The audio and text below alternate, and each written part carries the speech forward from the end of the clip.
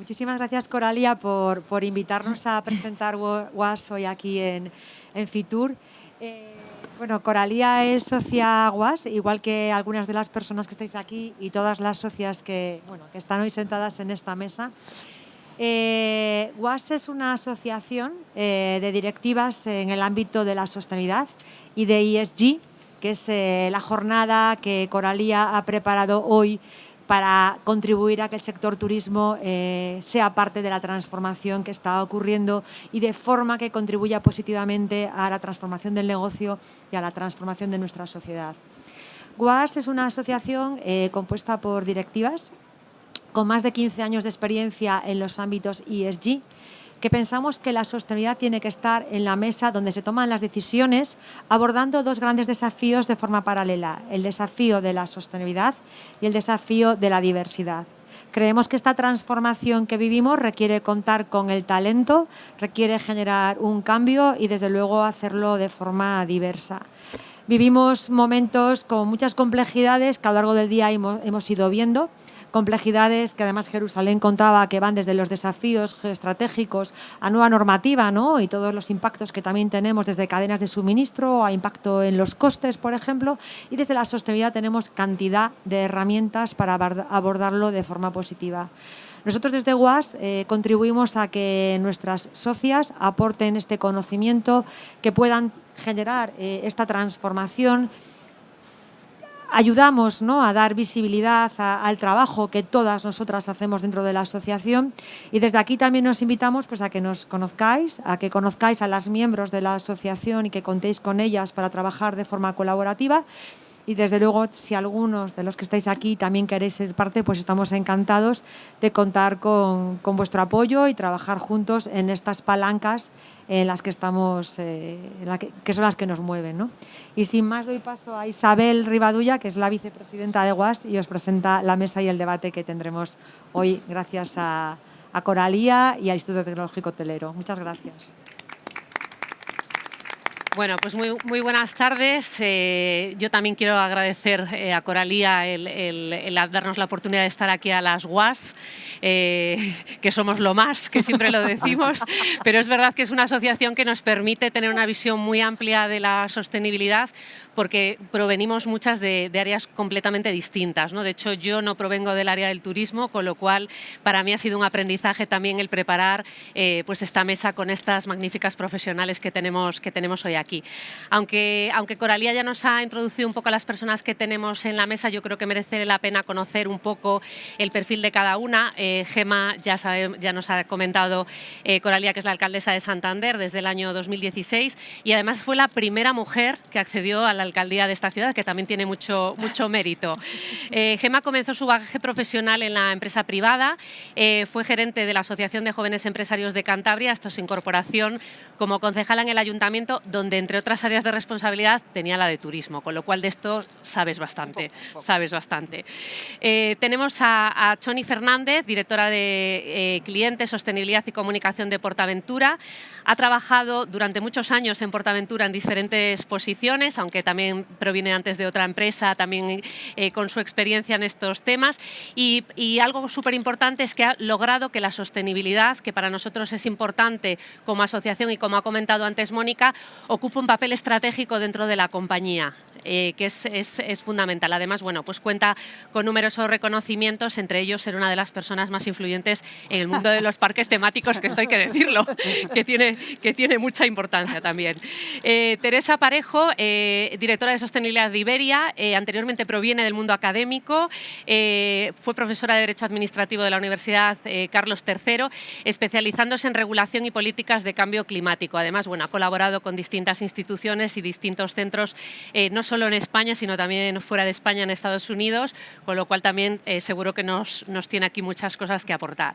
Y Jerusalén Hernández, que se nos ha colado en el último momento, que la hemos secuestrado para que participe con nosotros, bueno, es socia directora de comunicación, de sostenibilidad de KPMG, lleva 15 años trabajando allí, como ella dice, viene de los intangibles que antes no se percibían tanto, pero que realmente evidentemente ahora cada vez están teniendo más presencia, sobre todo en estos temas de sostenibilidad y reputación corporativa, que condicionan completamente el valor de las compañías.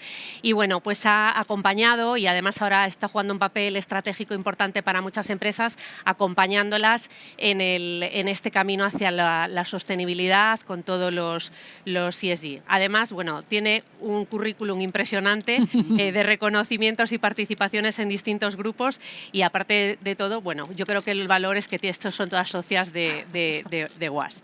Bueno, vamos a empezar un poco, que tampoco tenemos así mucho tiempo, pero yo creo que merece la pena empezar hablando del plan específico de modernización y competitividad del sector turístico, en el que uno de los principales retos es la transformación del sector hacia la sostenibilidad. Es verdad que la sostenibilidad abarca muchos aspectos, pero en esta mesa lo que hemos querido sobre todo es centrarnos en el aspecto más social. Social porque el compromiso con la sociedad, por supuesto, es uno de los pilares principales, porque nos encontramos con muchos problemas en el sector turístico, como es pues, muchas veces la convivencia entre los turistas y los residentes, o incluso, que lo comentaba también Jerusalén en el ratito que he podido estar escuchándola esta mañana, en la atracción del talento profesional y, sobre todo, el evitar tanta rotación y un poquito más de compromiso. Me gustaría que hagáis cada una de vosotras, no mucho tiempo para luego poder entrar en materia en cada una de vuestras compañías, la valoración que hacéis desde esta perspectiva social de este plan hacia esa transformación que tanto estamos hablando, ¿no?, del sector turístico. Gemma. Bueno, pues en primer lugar, muy buenas tardes y muchísimas gracias por dar la oportunidad a Santander pues, de explicar el concepto de turismo y sostenibilidad que tenemos en un ayuntamiento donde encantada de estar además con esta mesa, con estas compañeras socias WAS, que creo que la aportación de Santander puede ser el territorio. Nosotros que tenemos que desplegar políticas en una ciudad, en un territorio, con unas empresas que se dedican al sector, con unos puestos de trabajo que también dependen de que vaya bien ese sector o con unos recursos turísticos que debemos de explotar para que avance la ciudad. Entonces, hablábamos de los cambios que se tiene ahora en turismo sostenible o ese otro concepto de la sostenibilidad que en un ayuntamiento o en un gobierno municipal llega a todas las áreas, pero si hablamos del turismo, pues efectivamente en Santander tenemos un turismo que va más en verano que en invierno, con lo cual alguien de fuera utiliza la ciudad, nuestra ciudad, la de los santanderinos, en una determinada época, en donde los ciudadanos habituales pues pueden llegar a decir que bien estamos cuando no hay tanto turismo, o en donde el turismo puede ver que hay situaciones o momentos o meses en donde las ciudades no son cómodas. Bueno, pues nada de eso pasa en nuestra ciudad y eso lo quiero decir desde el principio. Porque tenemos una ciudad en donde está abierta desde hace muchísimo tiempo al turismo. Santander empieza pues en el año 1847, que somos la primera ciudad que pone un anuncio en la Gaceta de Madrid para reclamar turismo. Somos anfitriones, sabemos que cuando viene el turismo a la ciudad se genera una nueva economía.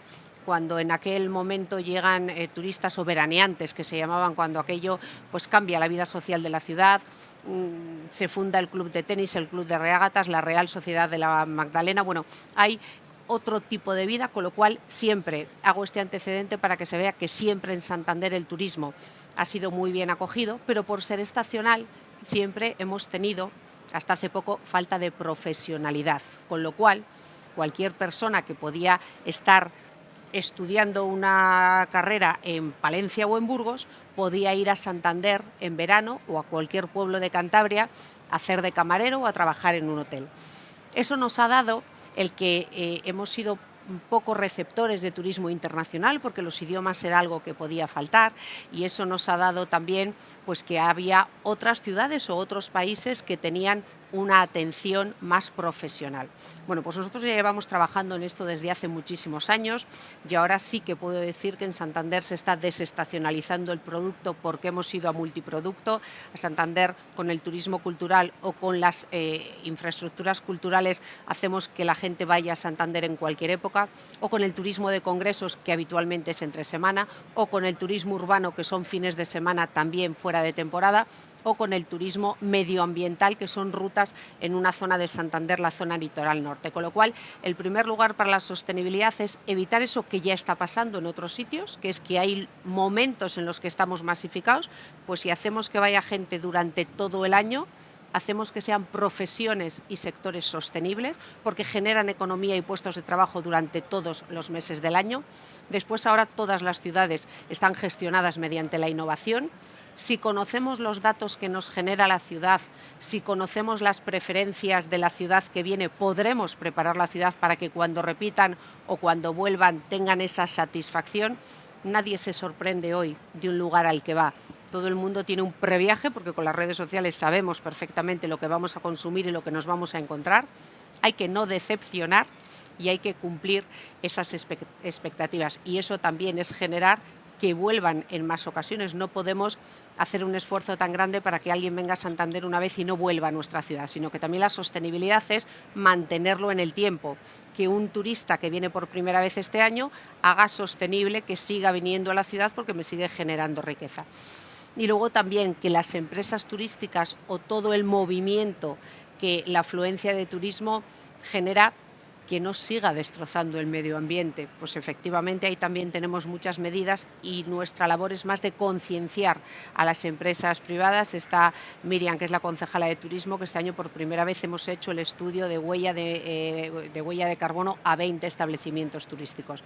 Posiblemente todavía no hubiesen tenido ellos la iniciativa de con sus propios recursos hacer esa medición, pero se la hemos hecho nosotros y les proponemos diferentes alternativas para que cuando para ello sea necesario ya el ayuntamiento haya dado ese primer paso. Con lo cual entendemos la sostenibilidad como algo que perdure en el tiempo, que genere una economía continua, como algo que sea la convivencia perfecta o medir la carga de las ciudades, que se suele decir de manera más coloquial.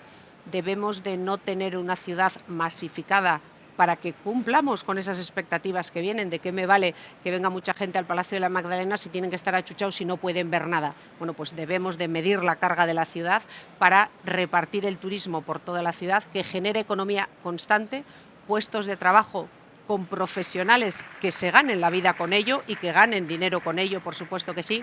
Y después que ese retorno en la mejora de la ciudad, en materia ambiental, pues muchas veces seamos nosotros, las instituciones, quienes muevan a esa concienciación de las empresas privadas. También hay mucha concienciación que hacer en el un solo uso. Efectivamente, en el mundo turístico, en el mundo del catering, en el mundo de congresos o el turismo MAIS, hay muchas cosas de un solo uso que también debemos de ir poco a poco pues concienciando, y también el ayuntamiento es quien da esa primera pauta o quien incentiva. Y después que alguien vea que una ciudad es buena anfitriona, que está esperándonos a que vayamos, porque las vacaciones o el turismo es pasarlo bien en otra ciudad, generar buenas experiencias y tener buenos recuerdos. Pues eso tenemos que preparar a nuestra ciudad para que sea así, y sobre todo que vea la inversión privada y los puestos de trabajo, que es una profesión para toda la vida, con lo cual eso también nos hace ser sostenibles. Intento hacer de manera muy rápida qué labor se puede hacer desde un ayuntamiento, porque entiendo que ellas es más pues asesoramiento y ya parque temático para que tengáis la idea de ciudad. Muy bien. Pues Choni. Muy bien. Gracias. Bueno, pues dicho de alguna manera, nos preguntabas, Isabel, acerca de cómo valoramos. Sí, el plan. El plan. Naturalmente, el plan se basa en la transformación de los destinos a través de la sostenibilidad, y hablamos de la parte ambiental y hablamos de la parte social y de la integración de los diferentes destinos turísticos con su comunidad. No puede valorarse de otra forma que positivamente. Yo creo que el gran reto es cómo baja desde un documento a las diferentes empresas y lo integras en tu modelo de negocio. Y yo creo que es precisamente el éxito de PorAventura y de este destino turístico en sí mismo. Al final, PorAventura es como una ciudad, es un Santander en pequeño también. O sea, manejamos PorAventura pues, a un modo de un Smart Resort, por tanto tenemos la misma tipología de problemas adaptados a lo que es una compañía. En la parte social, que es la parte que hoy queríamos abordar, los proyectos tienen que integrarse en su comunidad y ver, nosotros hablamos siempre, y así es nuestro propósito, del impacto positivo que tenemos que generar en las personas. Y cuando hablamos de las personas, estamos hablando de los empleados, estamos hablando de las políticas de diversidad, estamos hablando de la cadena de suministro y estamos hablando pues, de esta comunidad pues, en la cual estamos integrados y queremos estar integrando, participando de ella, y nosotros, en nuestro caso, por ejemplo, pues creamos una fundación que canaliza toda la acción social de la compañía, ¿no? Yo creo que esta es un poco la valoración de lo que sería el programa de transformación. Teresa. Bueno, en una aerolínea la aportación desde la sostenibilidad al turismo, hacia un turismo más sostenible, en Iberia lo vemos en una estrategia en 4 pilares. El primero, el del medio ambiente, que se refiere a cómo descarbonizamos nuestra actividad y gestionamos mejor nuestros residuos. Pues es una estrategia compleja porque el sector de la aviación es de difícil descarbonización y cuenta además con mucha regulación para garantizar la seguridad de las operaciones, y bueno, eso sería un debate o algo que podría explicar si hay preguntas, que es un poco complejo. Y hay un segundo pilar también vinculado a la estrategia medioambiental para ofrecer a los clientes una experiencia de viaje sostenible, también gestionando a bordo los residuos y ofreciendo, pues, por ejemplo, la posibilidad de compensar las emisiones o comprar combustibles de aviación sostenible para hacer más sostenible su vuelo. Pero la parte social quizás es la más novedosa para una aerolínea, no novedosa para otras empresas, porque cuando nos referimos al tercer pilar de los empleados, esto es muy común en general en todas las empresas, ¿no? Pues con medidas o iniciativas sobre sensibilización y formación en sostenibilidad, por supuesto, o también diversidad, ¿no? Potenciando. El sector aéreo es un sector muy masculino, pues también se está haciendo un esfuerzo para impulsar a la mujer, y no solo a la mujer, sino también otros colectivos LGTBI y también personas con discapacidad, por ejemplo. Pero el último pilar es en el que me quiero centrar, porque es una visión más novedosa para una aerolínea, y es el que denominamos de impacto social, porque en las aerolíneas que tienen ahora, con este tema de la sostenibilidad, cierta mala fama, pues por la vergüenza, este movimiento de vergüenza a volar, ¿no? Y se ha puesto el foco en la aviación, cuando ahora mismo, y no es una excusa, porque sabemos que es un problema, pero en realidad en el problema global del cambio climático la aviación representa entre el 2 y el 3% de las emisiones totales globales, que no es excusa, insisto, porque sabemos que a diferencia de otros sectores, el porcentaje va a ampliarse muchísimo, va a aumentar mucho en unos años, porque otros se habrán descarbonizado y nosotros no vamos a poderlo hacer en esa misma velocidad, pero no significa que no se pueda, y sí se puede. Entonces, como esto es un mensaje un poco como casi negativo, casi de ir pidiendo perdón, ¿no? Perdón, sabemos que tenemos un impacto, pero estamos haciendo un esfuerzo muy grande en inversión, en nueva flota mucho más eficiente, en combustibles sostenibles, en nuevas tecnologías, pero es que además, la aviación tiene un impacto social enorme, positivo. Entonces, nuestro mensaje, vamos a empezar a hablar a la sociedad, porque creo que además también parte de culpa es que no hemos sabido transmitir la importancia de nuestra actividad. Queremos explicar a la sociedad la importancia de la aviación, porque se trata de un sector estratégico de interconexión, en España desde luego crítico por su situación geográfica y la conectividad con las islas, pero es un sector además que genera prosperidad. Es una prosperidad que además hemos medido ya. Contribuye el 0,6% al PIB de España y el 0,9% al empleo. Esto es brutal. Sí. Y tiene mucha importancia, pero no solo en términos socioeconómicos, es que realmente la aviación aporta mucho más. Conexión para compartir o dar a conocer nuestra cultura y conocer otras. Ahora lo comentaremos a medida que vayamos haciendo. Perdón, No, es que ahora en la segunda ronda me gustaría ya entrar un poco más en alguna estrategia específica del ayuntamiento y de vuestras empresas. Jerusalén, tú en cuanto a este plan, ¿cómo ¿cómo haces esta valoración, ¿no? de esa transformación que estamos tratando de conseguir? A mí me encanta, yo desde que he estado aquí oigo hablar mucho de esto de transformar el sector turístico, y lo comentábamos antes, nosotras que estuvimos comiendo y decíamos, realmente hay mucho recorrido, nos queda mucho recorrido para esta transformación del turismo, que parece que lo tenemos todo aprendido, ¿no? Y que ya sabemos cómo es el turismo y sabemos hacia dónde va girando, pero estamos hablando de una profunda transformación del turismo. Así es, sí. Efectivamente, yo creo que en España hablar de turismo es hablar de riqueza, es hablar de economía, es hablar de futuro, es hablar de progreso, y el plan está muy bien traído, ¿no? Porque efectivamente, si hablamos de un plan para hacer más competitivo un sector que es multisector al mismo tiempo, no podemos hablar sino de sostenibilidad. Y efectivamente puede parecer que en España ya sabemos hacer todo en turismo, porque desde hace mucho tiempo somos diferenciales en esto, pero habíamos empezado a perder algo de nuestra diferenciación. Y esto, si os acordáis, en la gran recesión 2008 empezamos a ver cómo nuestros destinos eran sustituidos por otros destinos en el Mediterráneo o por otros destinos en otros lugares donde precisamente por el cambio climático empezaban a tener un clima extraordinario, mientras que nosotros teníamos unas olas de calor que ya no hay quien resista venir a Sevilla, por ejemplo, en un 4 de agosto, ¿no? Esto es verdad que España se ha puesto un poco con bandera para poder hacer un turismo distinto, donde tenemos que vincular dos cosas muy importantes, que es lo público y lo privado, ¿no? Dentro de lo privado hay un montón de operadores que van desde las aerolíneas que traen los viajeros, las aerolíneas o cualquier agente que desplaza viajeros, hasta la oferta de ocio que podemos ofrecer en nuestros territorios, las ciudades como destinos turísticos, que para mí es capital. Esto sí es diferencial.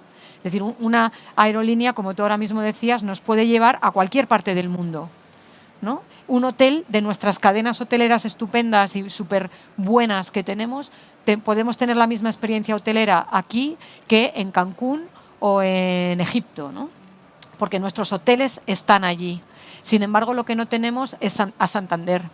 Y no tenemos nuestras montañas, nuestra cultura, nuestra gente acogedora o nuestra manera de vivir nuestro país, ¿no? Yo creo que en ese punto tenemos que ofrecer una experiencia diferente.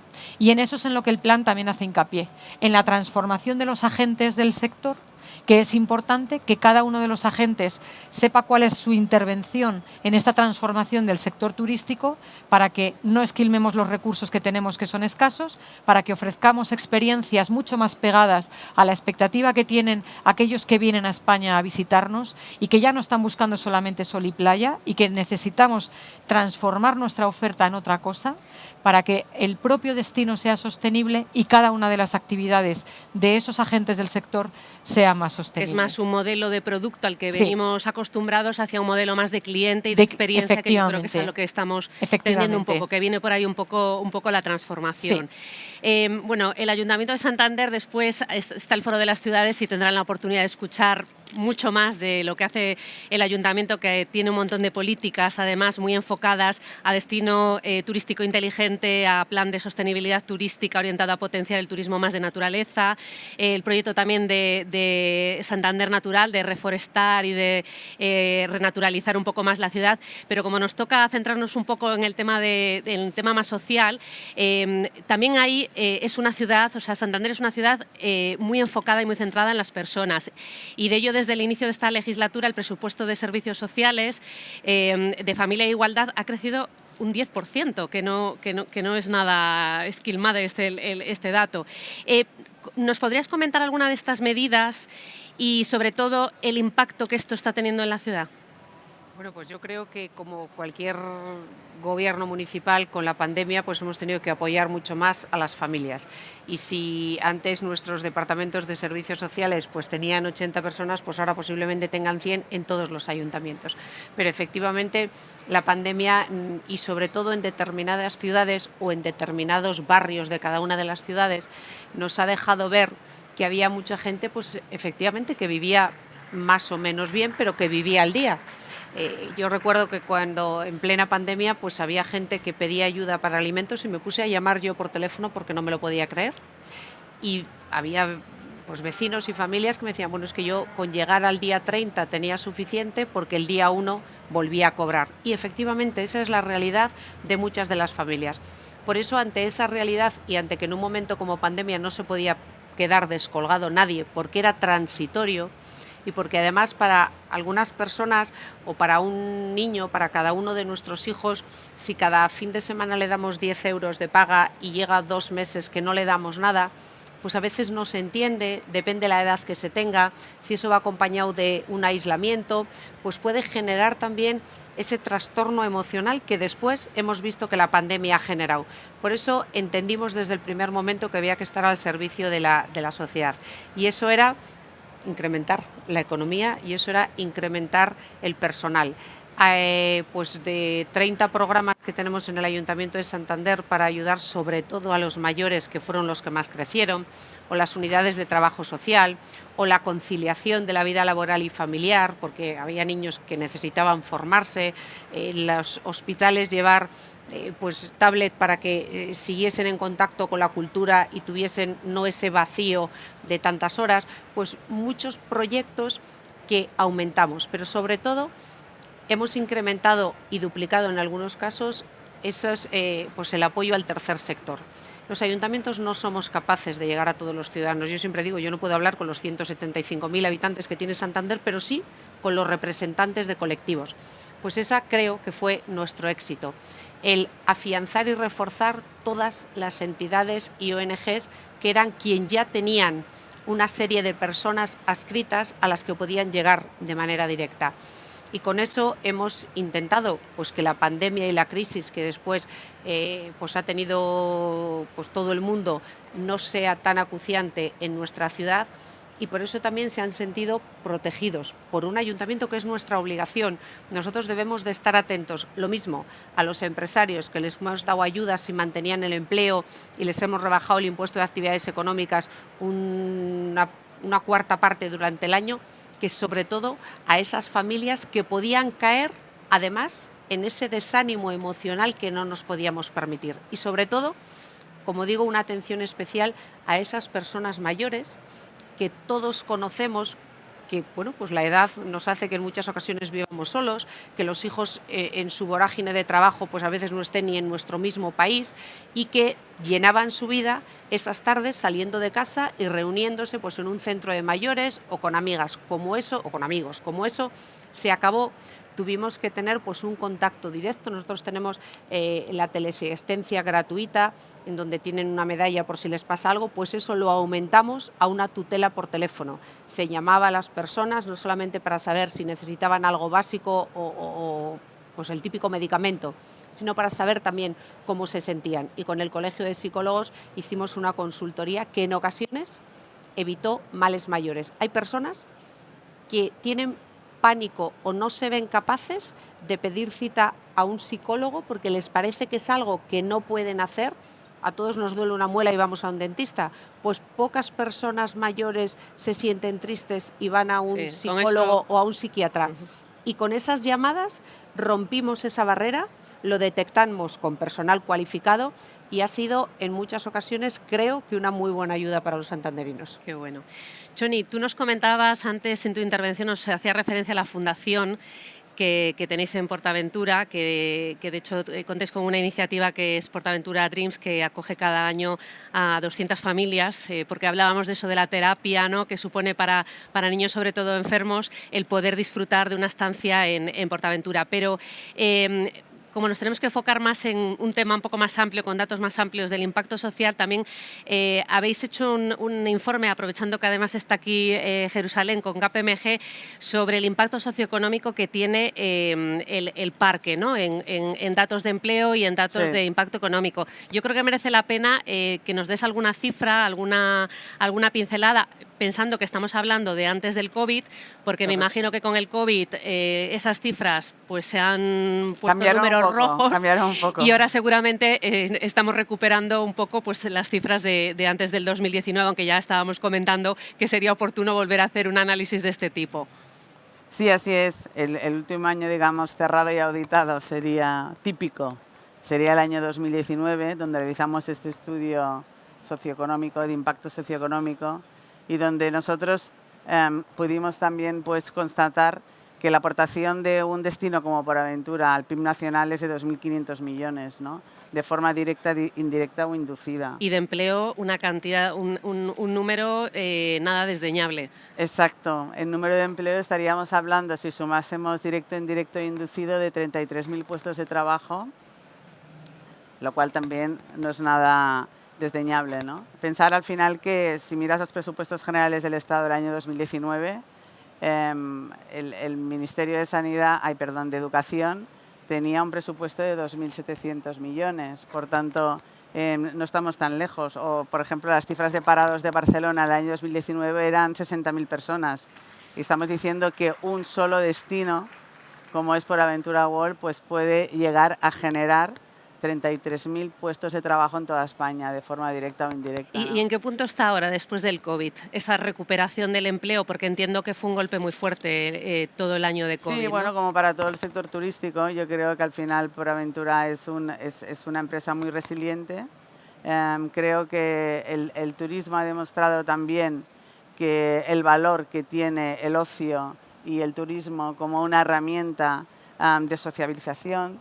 Y nosotros hablamos de terapia, ¿no? Con la Fundación de Terapia Emocional, y al final en diferentes escenarios catastróficos que se preveían de la gente no se querrá juntar más, pues no ha sido así. Nosotros estamos volviendo, esto te lo dirían mejor mis jefes, que los tengo, no, pero estamos volviendo a cifras prepandemia. Por tanto, muy satisfechos con la demostración de que el sector turístico se ha rehecho de un golpe tan duro, ¿no? ¿Y cómo percibís lo que comentábamos también al principio en cuanto a esa rotación tan grande que hay del empleo, ¿no? de esa falta de atracción de talento profesional o de retención de ese talento profesional? ¿Cómo lo estáis percibiendo vosotros en PortAventura? Bueno, naturalmente también sufrimos, ¿no? de esta rotación. ¿Notáis ese cambio? Sí, bueno, las generaciones cambian, la forma desde solicitar empleo, las exigencias, los requisitos, pues han variado, pero también creemos que el posicionamiento y la cultura empresarial de empresa sostenible pues también es una herramienta. Es un atractivo. Exacto, es una herramienta tanto para un atractivo para captar este talento como para retenerlo, ¿no? Que quizás no se pueda hablar de retener y talento, es un poco antagónico, pero sí que es la forma de que PorAventura siga siendo una empresa atractiva para los miles de empleados que trabajamos allí, ¿no? Teresa, hablabas también de que Iberia conecta, lleva años conectando, lleva años generando prosperidad, conectando a las personas con el mundo. Yo no te dejaba entrar ahí porque hay muchos proyectos muy destacados de Iberia. Yo creo que casi todos los conocemos, los hemos oído en alguna ocasión, relacionados con la salud infantil, con la ayuda humanitaria, sobre todo, ¿no? Que ahí yo creo que habéis hecho un papel siempre fundamental, o incluso con la integración social y profesional de personas en riesgo de exclusión social. ¿Cómo todas estas políticas, desde el punto de vista social, están influyendo en la estrategia o en los resultados de la compañía? Porque yo creo que es a lo que debemos de dar valor, porque muchas veces se quedan todas estas actuaciones como algo que parece que es simplemente como imagen, lo hemos oído muchas veces, y yo creo que lo importante es ver cómo esto impacta al final en los resultados de la compañía. Sí. Justamente el esfuerzo que estamos haciendo, eso que hablaba del último pilar, que vamos a poner, hacer este esfuerzo especial para contar y explicar el impacto tan importante que tiene en la sociedad nuestra actividad, pasa también un poco por evitar el social washing, ¿no? Sí. Que parece como que estás contando ahí que haces tantas cosas y en realidad no se sabe lo que haces. Y el primer ejercicio que vamos a hacer es medir el impacto de lo que ya hacemos, que es mucho, pues porque, claro, nos llaman constantemente para cosas, médicos que tienen que llevar pues material sanitario, qué sé yo, a Senegal. Siempre hay vuelos en destinos de Iberia, por supuesto, ¿no? Pero incluso hay veces que me llaman, ya hablando de la aviación en su conjunto, me llaman muchas veces para pues que hay personas que han tenido que salir de Afganistán y se han ido a Irán, que tienen que volar a Madrid porque tienen ya un visado, y entonces tengo que hablar con mis colegas de Qatar Airlines, ¿no? Y ahí hay un vínculo muy fuerte y intentamos traer a la gente, ¿no? Y esto se demostró durante la pandemia, lo esencial que era nuestra actividad, porque pues no solo trajimos a la gente que estaba por ahí tirada, que no sabía cómo volver a casa, sino también pues llevando, trayendo las mascarillas, los materiales no sanitarios y los EPIs, etcétera.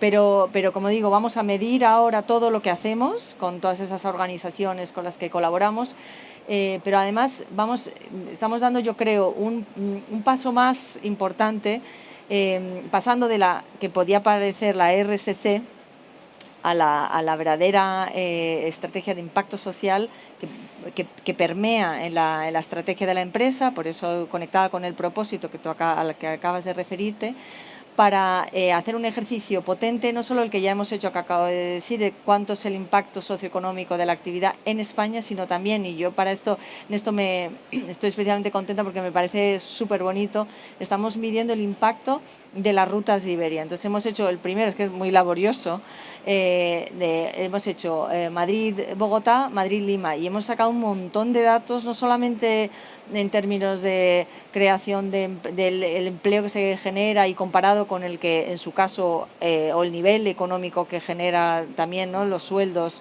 del destino, también la eficiencia de nuestras rutas frente a competidores o la satisfacción del cliente o cuánto riqueza genera en los comercios locales. Un montón de datos que explican la importancia de la aviación, y vamos a ampliarlo a nuevas rutas para hacer como una especie de calculadora de impacto social ya perfeccionada con los datos de muchas rutas para poder calcular todas esas rutas, ¿no? O sea que estamos haciendo ese ejercicio ahora. Fenomenal. Bueno, vamos a terminar con Jerusalén, que además me viene muy bien para hacer un poco las conclusiones, porque KPMG recientemente acaba de publicar los principales retos a los que se enfrenta el turismo. Yo creo que con esta intervención damos por finalizada la mesa, y además es de lujo el que Jerusalén nos pueda hacer este cierre, porque siempre tiene esta parte más analítica de todo lo que podemos estar exponiendo aquí. Y hemos hablado de eso durante la mesa. En las otras sesiones que se están dando en este mismo pabellón y en otros pabellones se están hablando justo de estas cosas, pero para nosotros hay como 5 grandes retos. Uno de ellos es precisamente atraer talento cualificado, ¿no? ¿Cómo atraemos talento cualificado a un sector que necesita transformarse y que también necesita inventar? Un sector en el que la cualificación no es solamente de servicios, sino también de tecnología, mucho, y de otra serie de capacidades que necesitamos que nuestros profesionales de turismo tengan, ¿no? Pues ese es uno de los principales retos, teniendo en cuenta que después de una pandemia donde todo se cerró, muchos de los profesionales se fueron a otros sectores y ahora hay que volverlos a atraer, ¿no? Y generar atracción a profesionales de otros ámbitos que queremos que vengan al sector turístico. Ese es un gran reto que las empresas también tendrán que hacer esfuerzos para trasladar el valor que tienen. Otro de los retos es la digitalización de la experiencia de cliente. Probablemente de digitalización y de transformación digital llevamos muchos años hablando, pocos años concretando, ¿no? Yo creo que también nos ha acelerado mucho la COVID-19 en la libertad para digitalizar, pero la digitalización de la experiencia de cliente es algo en lo que todavía el sector turístico tiene mucho por trabajar. A veces la digitalización no facilita, sino entorpece, y en esto también hay mucho que hacer, y luego hay muchas alianzas que aportar para que la digitalización sea más transversal, ¿no? La sostenibilidad claramente es un driver, una sostenibilidad que tiene que ver absolutamente con todo, desde cualquier tipo de proceso, cualquier tipo de procedimiento, los edificios de los hoteles, el combustible de la aviación, la gestión del talento en los parques de ocio. O sea, hay mucho trabajo por hacer, pero sin duda es un driver que generará valor en el largo plazo y en el medio y en el corto plazo del sector turístico, ¿no? Un producto que esté también más acompasado al modelo de cliente. Antes lo decíamos, pasamos del producto a la experiencia de cliente, no porque el concepto sea nuevo, sino porque si no lo hacemos real, nuestros turistas se están marchando o se marcharán. Estamos volviendo a traer turismo. Hemos tenido la oportunidad grandísima de hacer un borrón y cuenta nueva, ¿no? Esto pocas veces pasa, y en el sector turístico lo hemos podido hacer. Borrón y cuenta nueva. España es un destino nuevo para un montón de turistas que hace 2 años que no podían venir, ¿no? En este momento tenemos esa oportunidad para convertir nuestro producto en un servicio. Y por último también diferenciarse. El diferenciarse tiene mucho que ver con el posicionamiento que somos capaces de generar, con las historias que somos capaces de construir y con la oferta. No puede haber una diferenciación sin una oferta diferenciada. Y en ese trabajo de oferta creo que hay mucho capital y mucho potencial en nuestro país que todavía podemos explotar. Estos son los 5 grandes retos. Pues yo creo que con esto dejamos claro todo lo que hemos querido exponer aquí. Yo creo que con cada una de las intervenciones pues nos hemos llevado, pues yo creo que otra visión, ¿no?, de cada una de vuestras empresas. Y nada, y os agradecemos muchísimo pues haber participado en esta mesa. Guas. Gracias. Gracias.